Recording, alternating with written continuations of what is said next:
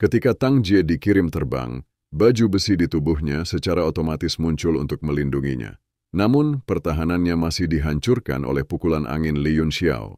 Dan dia terluka parah. Hanya dengan kekuatan tubuhnya, dia benar-benar berani menghancurkan pertahanan armor itu dengan satu pukulan. Semua Great Demon merasakan hati mereka menegang. Kekuatan pukulan ini adalah sesuatu yang bahkan jarang bisa dicapai oleh iblis seperti mereka.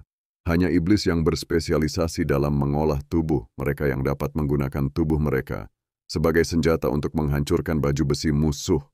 Aku tidak bisa membiarkan dia mati. Shang memandang Tang Jie yang pingsan di kejauhan dan ekspresinya menjadi gelap. Li langsung bergegas maju. Dia yang terbaik dalam penyembuhan.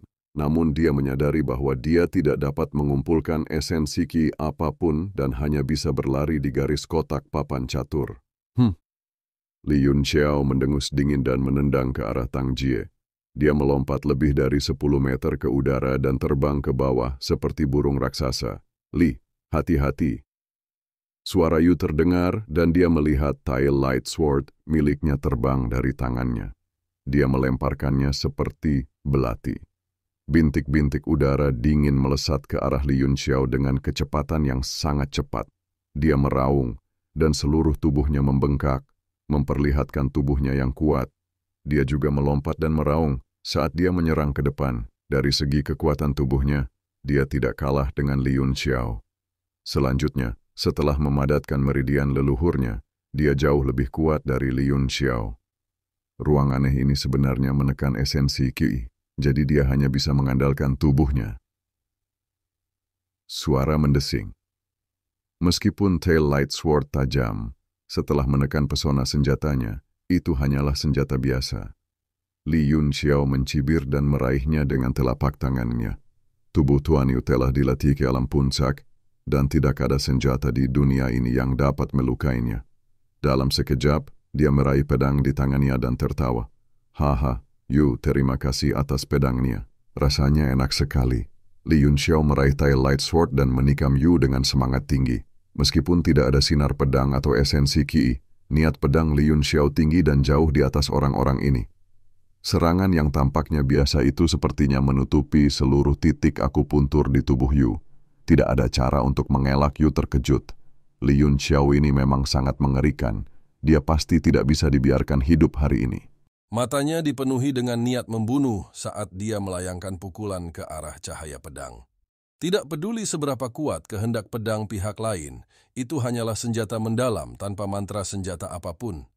Hanya dengan mengandalkan ketajaman pedang, mustahil pihak lain bisa melukainya. Merasa tepat ketika Yu berpikir bahwa dia pasti akan menekan lawannya, rasa sakit yang tajam datang dari tangannya.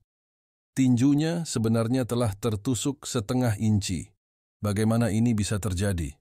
Rain menahan rasa sakit yang menusuk, tapi hatinya bahkan lebih khawatir. Tubuh fisiknya begitu kuat, sehingga bahkan jika vitalitas Li Yunxiao tidak ditekan, Wuzong bintang 4 yang menggunakan senjata mendalam tingkat 9 mungkin tidak dapat melukainya. Terlebih lagi, Li Yunxiao bahkan tidak bisa menggunakan vitalitasnya. Setelah teriakan Yu, murid-murid iblis besar mengerut saat mereka melihatnya dengan ngeri. Pikiran mereka persis sama dengan pikiran Yu, dan mereka tidak tahu apa yang sedang terjadi. Saat ini, Li sudah berlari ke sisi Tang Jie dan memeriksa lukanya. Setelah mengetahui bahwa dia baik-baik saja, dia menghela nafas lega dan dengan santai mengambil pedang burung vermilion di sisinya dan melemparkannya ke arah Yu sambil berteriak, "Yu, tangkap!" Yu menahan rasa sakit yang menusuk dan mengangkat pedang dengan tangan kirinya. Matanya merah saat dia meraung dan menebas Li Yunxiao. Dengan Vermilion Bird Saber di tangannya, ditambah dengan kekuatannya, dia pasti bisa membunuh Li Yunxiao.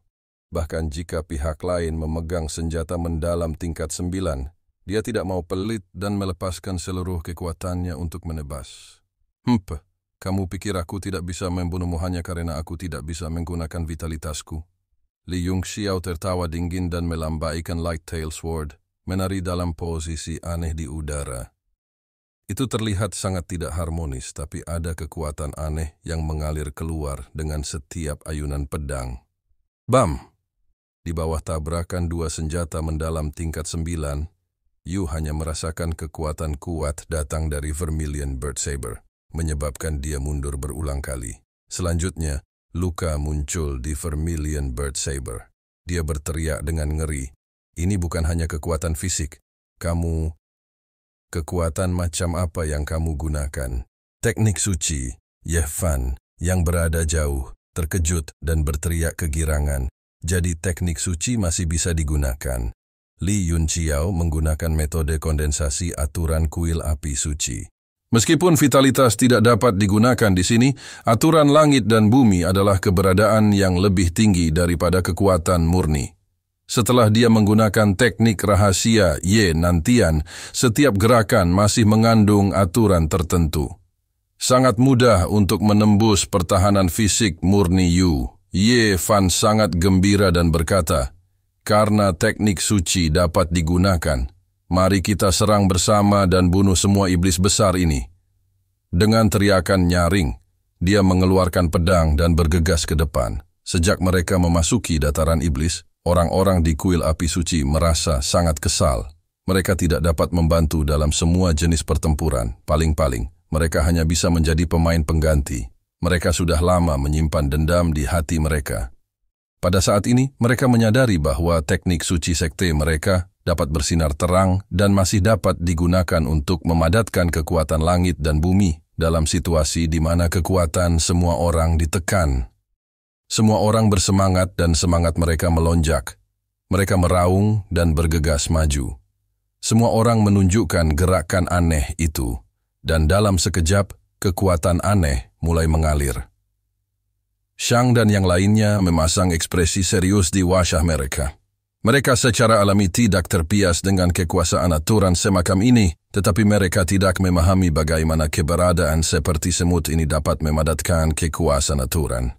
Satu-satunya hal yang menghibur adalah bahwa kekuasaan pemerintahan sangat lemah. Biasanya, mereka bisa mematahkannya dengan satu gerakan, tapi saat ini, itu menjadi keuntungan yang fatal melihat Yu terluka parah.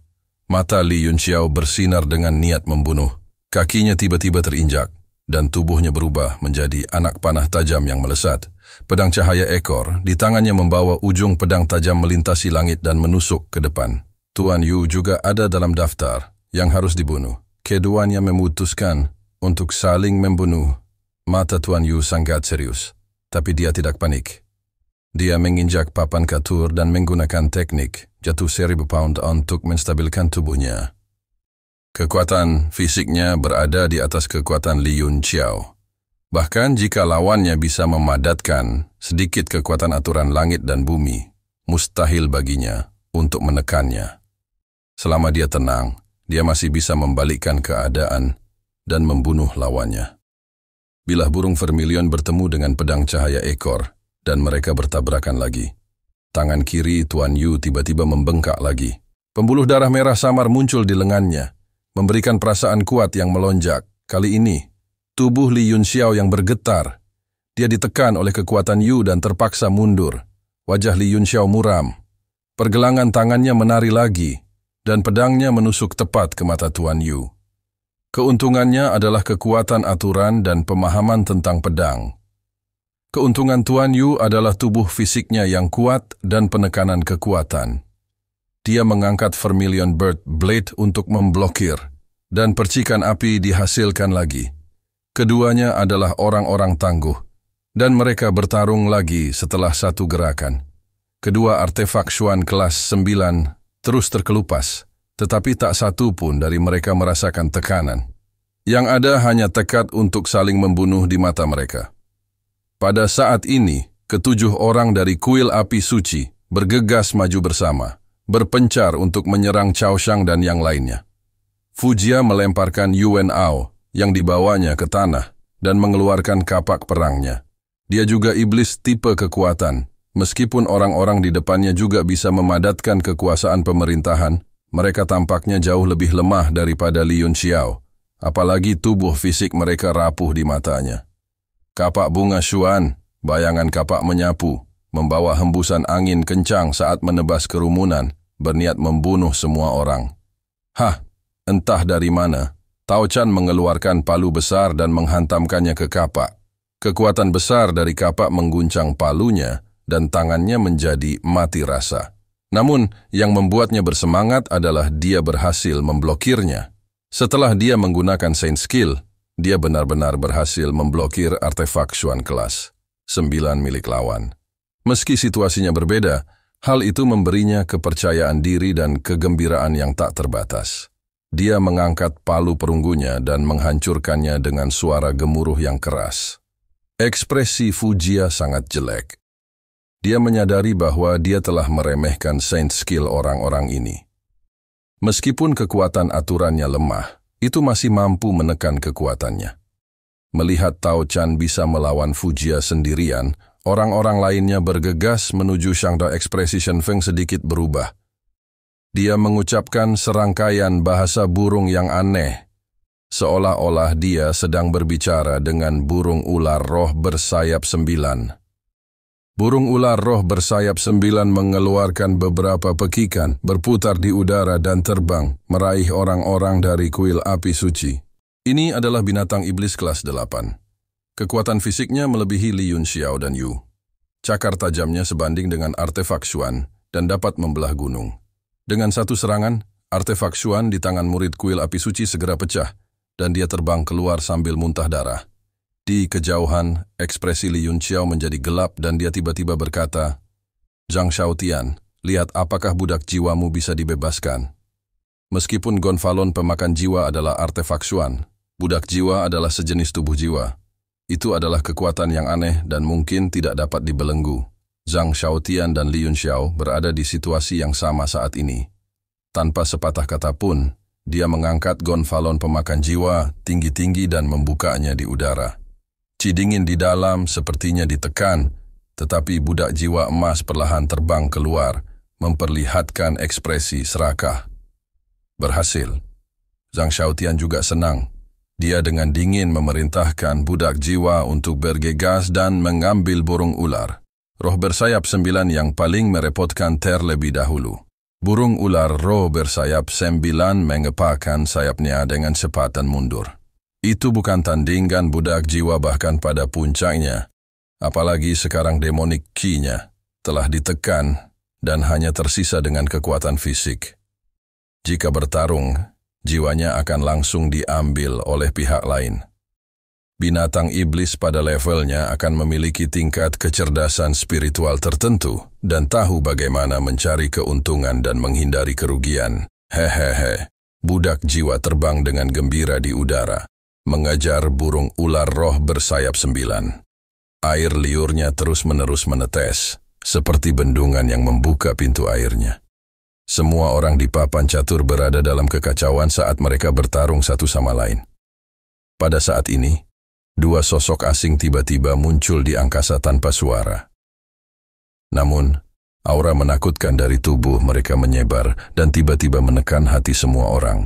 Tiba-tiba, semua orang berhenti berkelahi. Kedua orang itu juga muncul secara tiba-tiba. Mereka tampak sangat terkejut dan terkejut ketika mereka melihat segala sesuatu dengan takjub. Data ekspresi Zhang Xiaotian berubah drastis dan dia tanpa sadar berteriak, "Orang-orang dari Lembah Segudang Bintang." Kedua orang itu adalah Che Shuyao dan Feng Yi. Saat mereka memasuki ruangan, semua orang terkejut. Mereka berhenti berkelahi dan mundur. Terima kasih telah menonton. Jangan lupa like, share, dan subscribe guys.